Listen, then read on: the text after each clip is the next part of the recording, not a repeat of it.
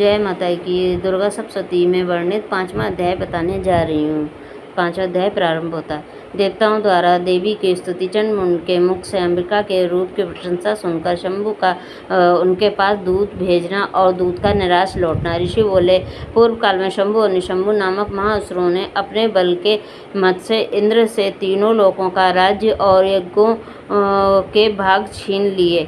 वे दोनों सूर्य, चंद्रमा, कुबेर, धर्मराज और वरुण के अधिकारों को छीनकर स्वयं राज्य करने लगे। वायु और अग्नि के भी अधिकार छीनकर देवताओं को हटाकर राज्य से अलग कर दिया।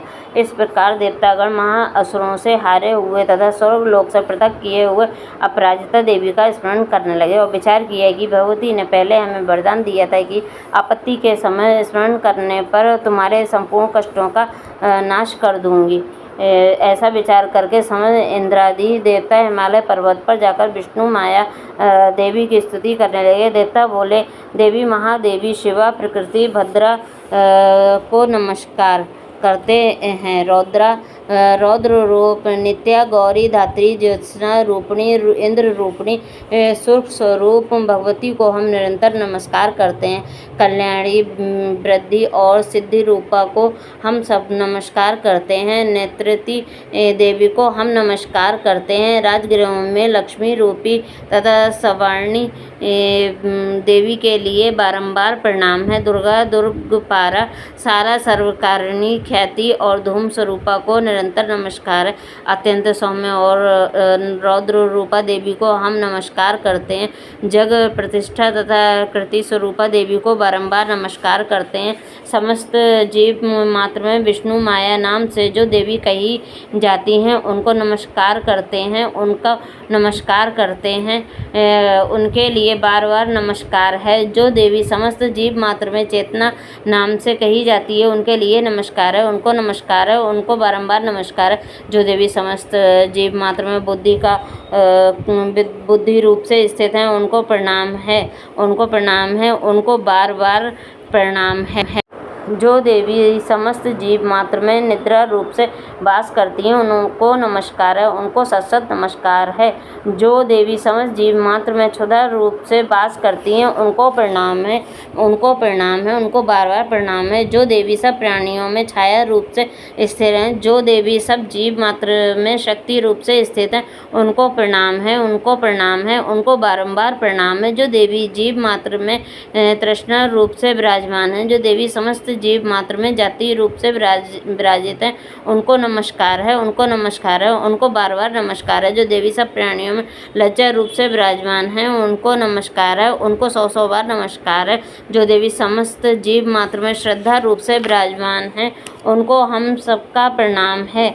जो देवी समस्त जीव मात्र में कांति रूप से विराजमान है उनको प्रणाम है, उनको प्रणाम है, उनको बार बार प्रणाम है। जो देवी समस्त जीव मात्र में लक्ष्मी रूप से स्थित है उनको नमस्कार है, उनको नमस्कार है, उनको बार बार नमस्कार है। जो देवी सब प्राणियों में वृत्ति रूप से विराजमान है उनको प्रणाम है, उनको प्रणाम है, उनको बार बार प्रणाम है। जो देवी सब जीव मात्र में स्मृति लक्ष्य से विराजमान है उनको हमारा प्रणाम है, उनको प्रणाम है, उनको हम बार बार प्रणाम करते हैं। जो देवी समस्त प्राणियों में दया रूप से विराजमान है उनको प्रणाम है, उन्हें हम प्रणाम करते हैं, उन्हें हम बार बार प्रणाम करते हैं। जो देवी सब प्राणियों तुष्टि रूप से स्थित हैं उन्हें हम प्रणाम करते हैं। जो देवी सब प्राणियों माथा रूप से स्थित हैं उनको हम प्रणाम करते हैं, उनको बारंबार प्रणाम है। जो देवी सब जीव मात्र में भ्रांति रूप से स्थित हैं उनको प्रणाम है, उनको बार बार प्रणाम है। जो देवी समस्त इंद्रियों तथा अखिल जीव मात्र की अधिष्ठात्री हैं तथा समस्त जीव मात्र में निरंतर व्याप्त रहती हैं उनको बार बार प्रणाम है।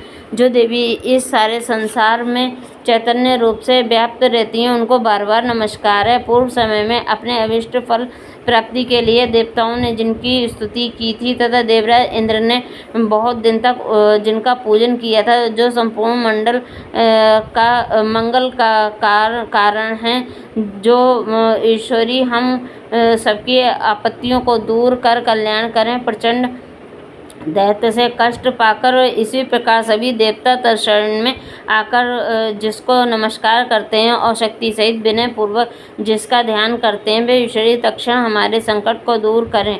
ऋषि बोले, हे राजन, इस प्रकार देवगणों की प्रार्थना करते हुए श्री पार्वती जी वहाँ गंगा जल में स्नान करने के लिए आई। तब पार्वती जी ने देवताओं से पूछा, आप किसकी स्तुति कर रहे हैं? तदनंतर ही पार्वती जी के शरीर कोश से शिवा प्रकट होकर कहने लगी, ये समझ देवता स्वर्ग से शंभु के निकालने से और निशंभु के से संग्राम में हारने से मेरी ही प्रार्थना कर रहे हैं। पार्वती जी के कोश से उत्पन्न हुई अंबिका सब लोकों में कौशिकी नाम से प्रसिद्ध है। कौशिकी के उत्पन्न होने के पश्चात पार्वती का शरीर श्याम वर्ण का हो गया और तभी से उनका नाम हिमालय पर रहने वाली कालिका हो गया।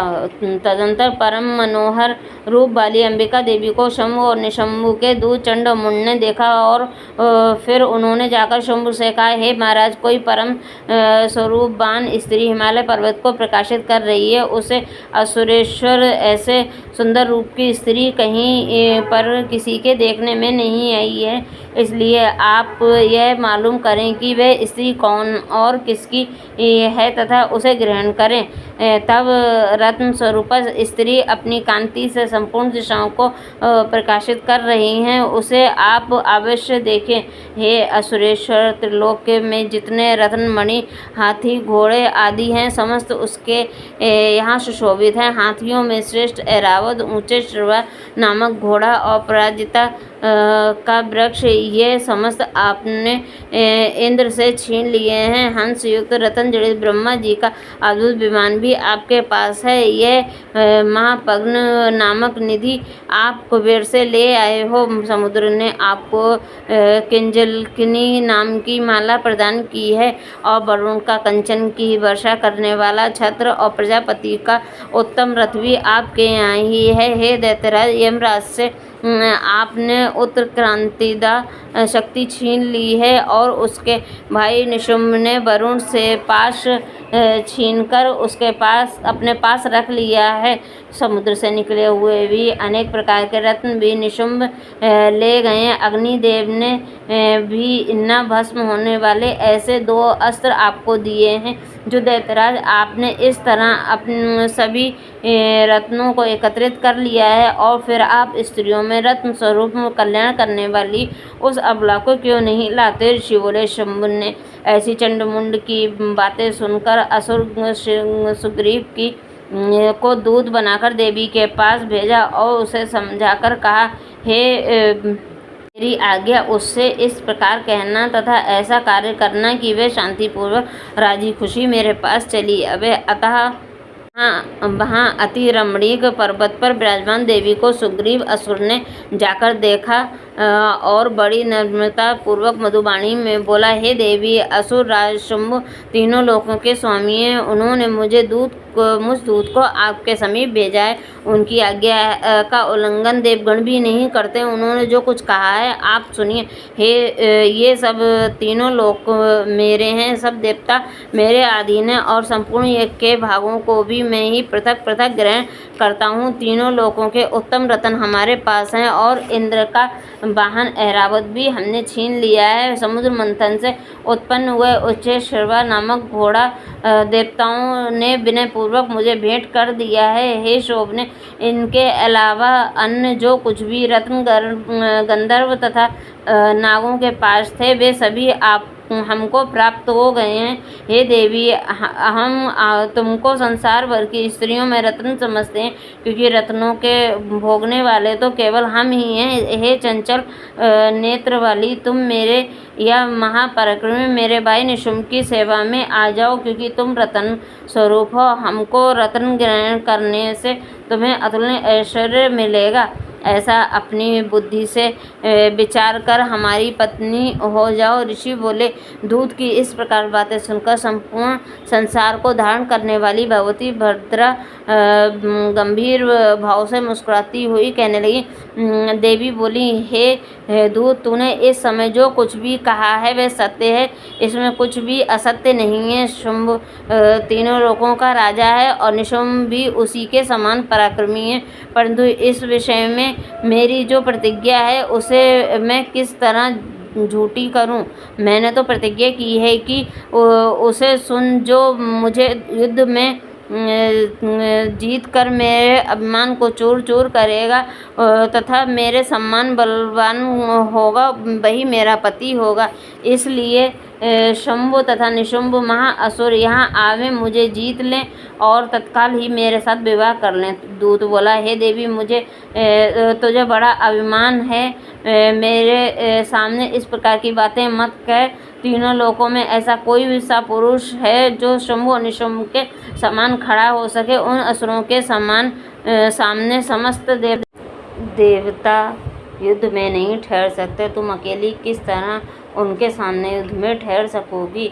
अतः तुम मेरे कथनानुसार उनके पास मेरे साथ चलो, नहीं तो केश पकड़कर घसीटते हुए उनके पास तुम्हें ले चलना पड़ेगा। देवी बोली, तूने जो कुछ कहा है वह बिल्कुल सत्य है। शंभु और निशंभु दोनों ही बहुत अधिक बलवान हैं, परंतु मैं विवश हूँ, क्योंकि मैं बिना सोचे विचारे ही प्रतिज्ञा कर चुकी हूँ।